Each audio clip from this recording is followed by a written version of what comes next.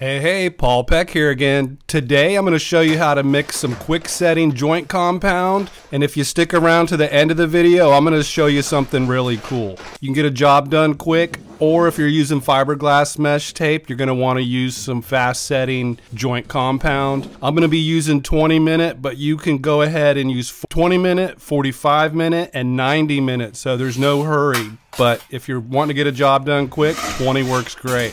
So basically you just want to add some water before you pour any of the powder in. Not a lot of water. You can add more water as you go. It's kind of like baking a cake. You want to start out thick and then loosen it up to the consistency that you want. So this is a little thick. I'm going to add a little more water. I'm going to keep going with it. Love this little mixer.